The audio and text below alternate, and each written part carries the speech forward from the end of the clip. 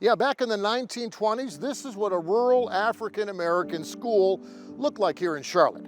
There was no electricity, there was a fireplace for heat, and there were kids of all ages all learning together in one big room. Now, you can read about these schools in the history books. You can see the pictures too, or you can come here to the Charlotte Museum of History and see the old Siloam School for yourself.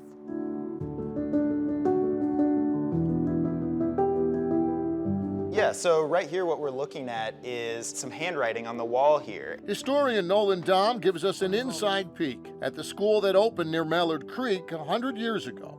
And we know that there were lots and lots of children in here. So whether it was an elementary student, you can just see somebody who came over this wall and practiced their ABCs right here. Memories from a century-old classroom, held together today by these temporary timbers for now. When the school was originally constructed, this would have been a bay of windows. Large windows, you can see the outlines there. Huge windows here letting in a ton of natural light. But at least Siloam School is still standing. It was a big challenge.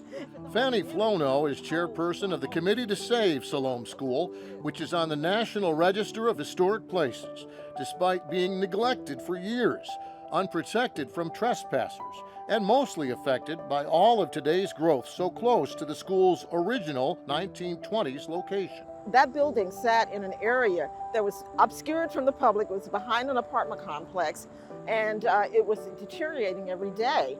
And it was in danger of not only being destroyed by development, but also by the elements, or anybody who could come by and just light a match inside. Having something on the National Register is a good thing, but it doesn't guarantee that it's going to be preserved. So it could have been torn down at any time.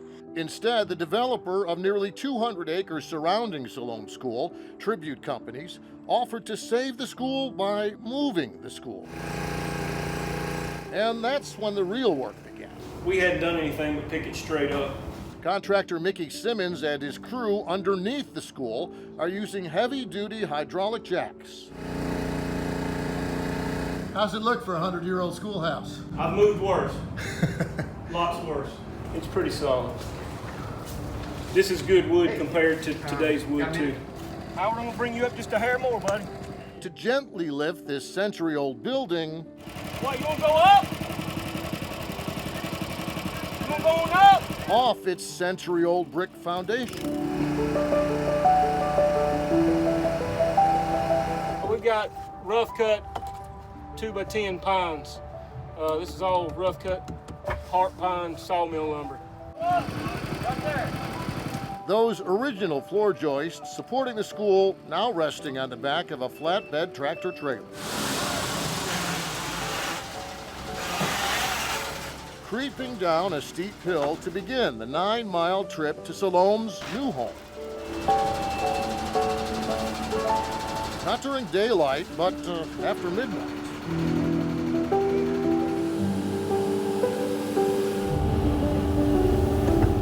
Before finally arriving here at the Charlotte Museum of History.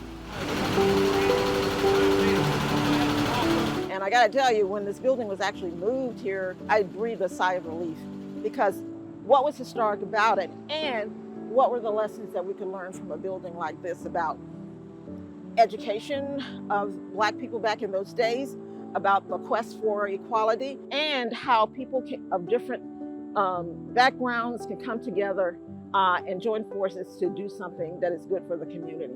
Flono explains that back in the segregated 1920s, the county only paid for the school's land and its teachers. Free blueprints for the school came from the Rosenwald Fund, which built rural African American schools all over the South.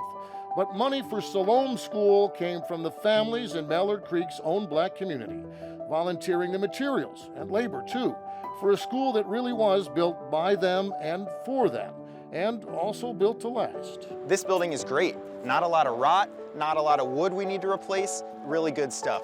And surprisingly so for a building that has essentially been abandoned for a few decades. But in fact, this building has an air pocket behind this wood that helps it breathe. The wood expands and contracts, right? Historians restoring Siloam School say that's why they're following those original 1920 school blueprints today, keeping the wood, the paint, and almost everything else original too. When you walk in, what would it have felt like to walk in 100 years ago? If you want an answer to that question, it's going to be right here. And we're going to show you why it's important to take care of buildings like this. And while workers prepare the Siloam School to tell its own story of education and segregation and restoration, Elfrida Behringer has stories too. Walking up the stairs, going inside, being a clean space. I remember a kitchen and food and conversations and just feeling a lot of love. Like today, how it makes me feel to see that it's still here. For Elfrida Behringer's family, Siloam wasn't just a school. That my uncle James Young was a student here at the school. And Siloam was also home sweet home. It was the schoolhouse that the family made a home. My mother, Gertrude, actually lived in the house. These family photos show Elfrida on the right with her mother and brother and sister, and her grandfather, Nelson Young, who bought Siloam School back in the 50s for $550, living there with his family until the 70s, when Elfrida's uncle turned the old school into an auto repair shop, an entire family tree with its roots in Siloam School. Not all of them lived in this building as a home, but the tight-knit family that they were and that we still are is important. The things and the lessons that they taught us, the kind of life that they lived and things that they wanted for their children, the values that they held. I'm just really proud that my family had a role in saving this historic building, and I'm grateful for those lessons. Yeah, those family memories, the old photos, and the schoolhouse itself, all combining together to remind us that even in a high-tech world like we live in today, we can still learn something about how it was 100 years ago. Thanks for watching, and if you don't want to miss any more great regional stories, please subscribe to our PBS Charlotte YouTube channel.